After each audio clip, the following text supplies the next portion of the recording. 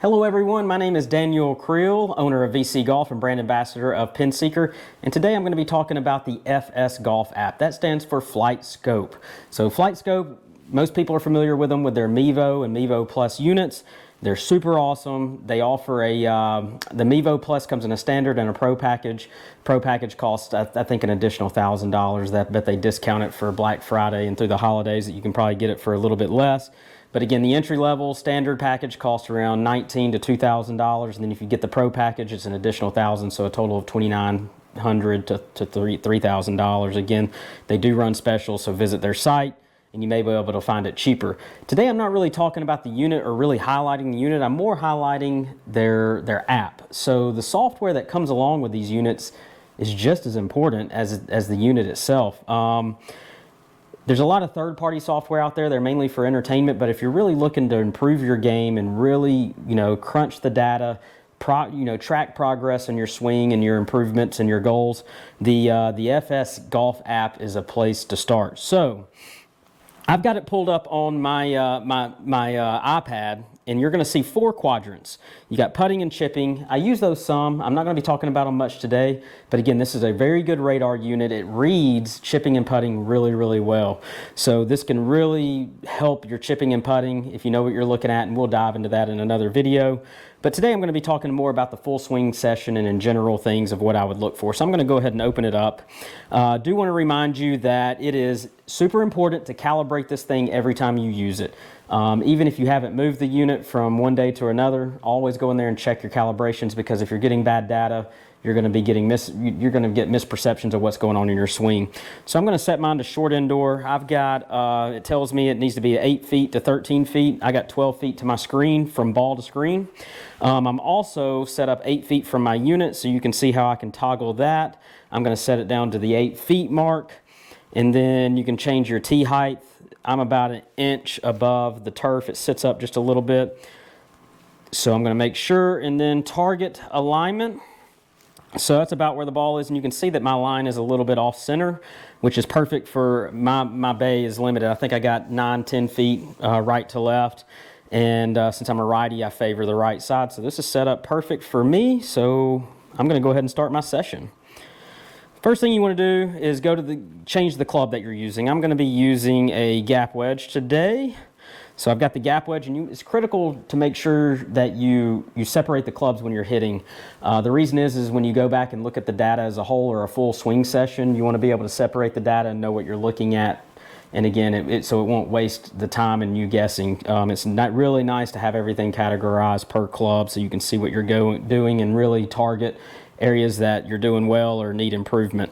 On the top left, you can see that you can change the way that you're seeing all the shots. I like to look down the line, and today I'm going to look at all shots just to see any patterns, and then you can also change it to follow the ball. I'm not going to follow the ball. I like to see basically the golfer's perspective of the golf shot. So on the far right, you can see, I'm going to delete what I have on here. You can actually focus on 6 key areas, or 1 area, max 6, and you can go all the way down to 1. I like to focus on carry. Why do I like to focus on carry? So for those of you that go off total distance with your irons, you need to change that today. Know your carry distances. Go through your bag. All you got to do is hit 10 shots with every club. Don't delete any shots. Basically you want to have a good mixture of miss hits, average shots, and good shots. And go through your bag. Take a break if you need to. It's pretty tiring, but go through, hit 10 shots with every club. And you can probably do it once or twice just to get a good trend. But the thing is you want to know how far you carry each club. And I promise you, if you go off carry yardages on the course, your proximity to the hole is going to be better, and you're basically going to lower your score just knowing your carry distances, not even changing anything in your swing, just changing your approach on the course. Know your carry yardages, have benchmarks, and know them, okay? So first is going to be carry. Next, I'm going to look at spin. So while I'm doing is double tapping these on the bottom. You see how I'm scrolling, and I'm double tapping them on the bottom. And spin. So really spin I don't look at when I'm practicing, like working on something in my swing. I do like to look at spin every now and again, especially if I hit one good, to kind of see what my benchmark is with that club and see how well the club's performing. But I use spin typically when I'm trying out new wedges, new balls, new clubs to see if I'm losing too much spin or getting too much spin. You got to remember today's technology, these club manufacturers are really trying to lower the spin of the golf ball, the golf club, the shaft, whatever it is. So it makes it harder for you to get it up in the air because backspin creates basically the lift on the ball. And also the more backspin you have, the straighter it goes, the less that the side spin influences it. So backspin is your friend. You just got to get the right amount. So with each club, there is a little bit of a benchmark on how much spin you want. And then of course, driver is a little bit different of an animal. You want to really get a lower spin, but remember, the lower the spin, the more crooked it goes. People don't realize that. They're like, I hit my driver so crooked, why? And I hit my wedge straight. One, it's a longer club, but the fact is there's not a lot of backspin on a driver, so the side spin influences basically the shot pattern a lot more than with a pitch and wedge. Also goes into chipping. If you're chipping, spin is really low. So a chip, really, you can really hit to the right or left, even though it's not spinning, but it can start one side or the other, and it doesn't stay as straight. So that's just a little insight into backspin, but make sure you just kind of know what your spin numbers are with each club. So if you're trying a new club, you can say if it's helping you or hurting you. So then I'm going to go to club path. So club path is one thing that everybody thinks is a problem in their swing. I like the club path numbers to be either positive 4 to 5 or negative 4 to 5. I don't care if you're over the top, inside out, but the thing is you can be too much on either one. And I like to stay, my benchmark is around 4. I don't want to be more than 4 on any of my shots, because if you're inside out 6 degrees, that means I'm going to have to really shut the face, beginning to start to shut the face to get the ball to come back to my target. And that means I'm going to have to curve the ball a lot more than I want, which means I'm going to have to rely on my wrist a little bit more than my body rotation. And it's going to be more inconsistent because it's hard to control the face. That is the number one thing that everybody has issues controlling. So the thing is, if you keep a path that's within these tolerances, +4 and -4, you really don't have to manipulate the face. Doesn't mean that you're not manipulating the face. It's just you don't have to as much to hit a straight shot or one to your target. So know your club path and get inside those tolerances. Get less than 4, either over the top or inside out. And then you can focus on the next one, which is face to target. So face to target is really important. It's really the holy grail, I think, in the golf swing. If you can learn how to control the face on a consistent basis from shot to shot, you've really accomplished a lot. Now you just got to focus on hitting the ball solid. So face control is really, really key. I see a lot more differences in face control than path. So say when I hit balls here in a sec, my path is going to be probably within a half a degree on average from swing to swing, but my face might be off 2 degrees from swing to swing. So it triples or quadruples in differences to the path. So the secret is to get a consistent path that you can control, so within that tolerance of 4 to 4, and then work on what does your face need to be to hit that ball back to the target. And again, once you correct path, you can go to face, and then get that face from shot to shot. If you can get it within 1 to 1.5, 2 degrees from shot to shot, you've accomplished a lot. Most golfers are around 6 to 10 degrees from shot to shot. What I mean by that is, say you're perfectly square on one shot, the next swing could be +10, and then the next swing could be -10. So you've got a lot of differences there. So plus or minus 10 degrees. Then I'm gonna go to, I like to see smash. So smash, you notice I don't have ball speed or club speed up here. I usually don't pull that up unless I'm just focusing on driver. Smash is going to tell us, to give us a good indication of how solid you're hitting the ball. So I get 2 major goals when people come and see me. I want to be more consistent, of course, and I want to hit it further, of course. So consistent is going to be, hey, let's get that club path and face to target somewhat in a tolerable place, so you're going to focus on that. And then smash is going to be your distance. Most people hit it short, not because they're not rotating their hips or their upper body or holding lag and all this fun stuff that people watch on YouTube, but it's more that they're just, it looks like a shotgun peppered their club face. They're hitting it all over the club face, and we got to hit it more in the center of the club. So smash is going to give us an indication of where you hit the ball. If you have a launch monitor that you can see, like the Unicore, It gives you a snapshot above the golfer that you can see exactly where you hit it on the toe or whatever. And also, if you mark the club, you can see the impact position. Foresight does the same thing. I think FlightScope's working on something where they can give you an indication, but TrackMan gives you an indication of where you hit the ball in an impression. But if you don't have a unit that tracks that, go to smash factor. So here's your smash factor goals. And again, these are more of just benchmarks because it does change with swing speed. So males, females, junior golfers, their numbers can be a little bit different. But a good starting point is your wedges need to be in the low 1.20. Could be 119, 118 to 121, 122. Those are good for wedges. And then you get to the 9 iron and 8 iron, they're going to be in the mid to upper 1.25 to 1.28, 29 smash factor. And once you get to 7 iron, you need to be in the low to mid 1.3s, okay? And then once you get to your 5 iron and up, you need to be in the low 4s, and then once you get to hybrid 3-wood, you need to be in the mid 1.4, so 1.5, 1.6, 4.5, or 4.6. And then driver, your goal is, of course, 1.50. A good average, if you can get to 1.47, 1.48, 1.49, that is very, very good, and that means you're hitting it in the center. So if you're not that, so say you hit a 7 iron and you're 1.33, and then you go 1.20, 1.15, 1.27, 1.35. I think I've named 5 shots there, and only 2 of them were in the tolerance, and the others were way low. That means you're not going to get the carry out of it that you want, nor are you going to get the right height to hit the ball and stop it on the green. So you need to focus on impact. You need to go and focus on smash and get goals on those smash. So you can do that with this app. So smash is super important.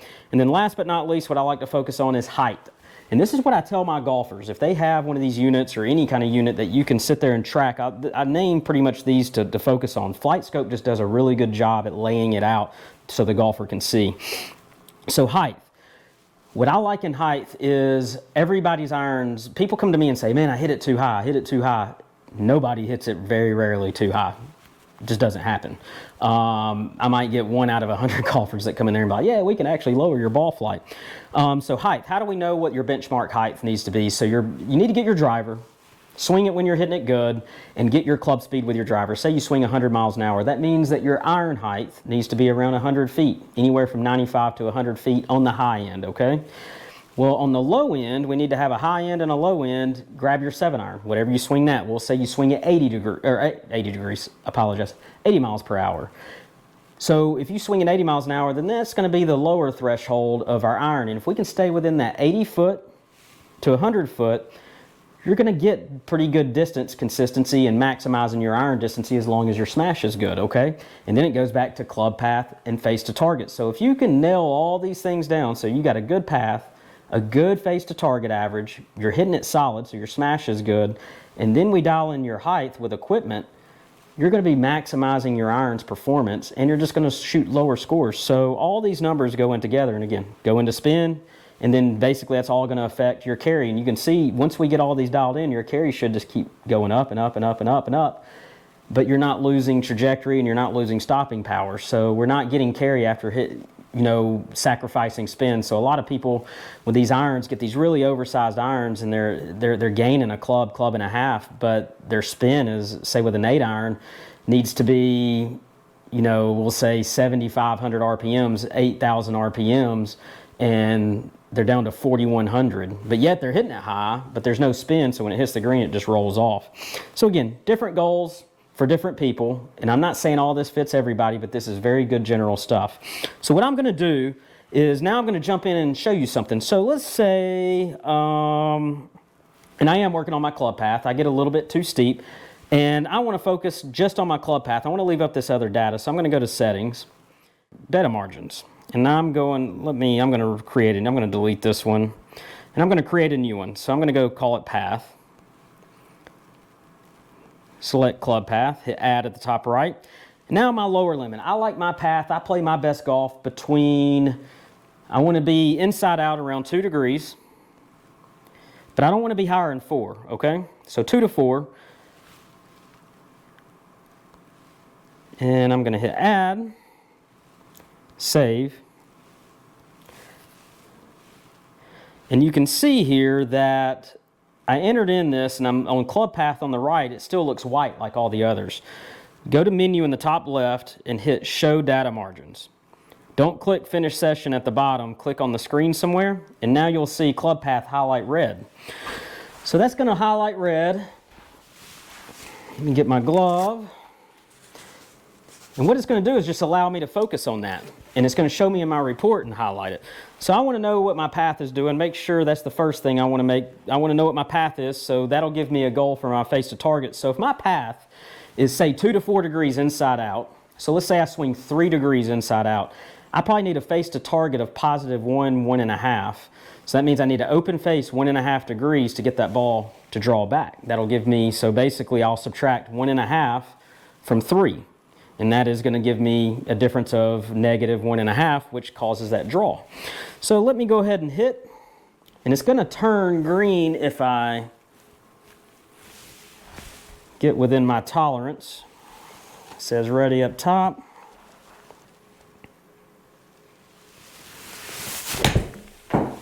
Didn't hit that one very good, but 2.8 to the right, so my path is good. Let's hit a couple of more and just see how consistent I am from shot to shot.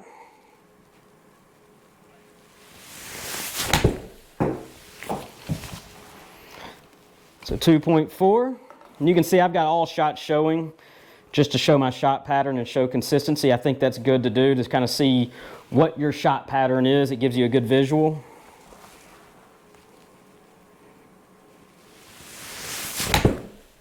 That one was better. There we go. So I'm just going to look at these 3 really quick. Always go to the table. If you're doing a practice session, go to those 4 squares at the top right, click table. You're going to see, and I'm going to scroll over, and you can see my shots, my club path. Look at that, 2.8, 2.4, 2.2. All of them are in the green, so my path is really good from shot to shot. And I go down to the deviation, and I'm only 0.2 difference from swing to swing. Small data pool, right? I recommend you go through all your clubs and kind of see. So face to target is really good. I only have a 0.6 deviation. So pretty much on all these deviations and averages, you can get a good idea of what your swing looks like from club to club. I think this is such a great tool, and it's so underutilized for golfers that have units and the capabilities. I mean, if you're watching this video, you're tuning in probably because you play PinSeeker, or you've played this before or heard about it, but you got access to a simulator usually. Use it appropriately. Use it like this, and you're going to get better, okay? Just simple things like this, just knowing your numbers, the power of knowledge makes you a whole lot better. So I'm going to go back to, let's see here, go back to the table view. So if I wanted to add another data point, all you got to do is go into here, and we will go to data margins, create new, and I'm going to look at smash. No, we'll go FTT, face to target.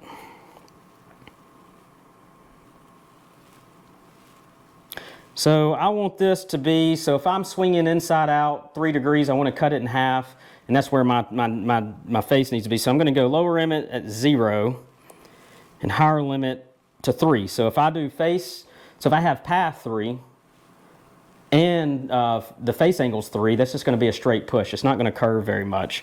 So that's the most I want to do. And actually I'll do, yeah, we'll do 3. That'll be good. So set, save, and I'm going to go to face to target. So now it's highlighted. And you can see my last shot is within that data parameter.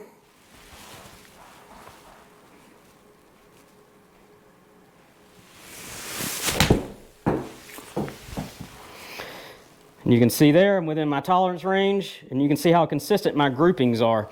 And what's neat about these groupings is I can go to the top and I can see kind of my consistencies in my groupings. I can see in the side the trajectories and things like that. So it's key to use all these numbers. That's just a brief overview, and wow, I like to practice with my FS Golf app, how I teach with it. Students that have these units, I tell them all the time how to use the FS Golf app. The FS Golf app is their buddy because you can't be around me forever, and this gives you a lot of good feedback and helps you track your goals. So if you have any comments, please comment below. If you have any questions, comment below. If you have any suggestions on video content you want to see, comment below. Make sure you hit like and subscribe. Turn on the alerts because we're pumping out content weekly. Thank you guys for tuning in. Good luck with your practicing, and make sure you set goals, set parameters, and track it. Thank you guys for tuning in. Happy pin seeking.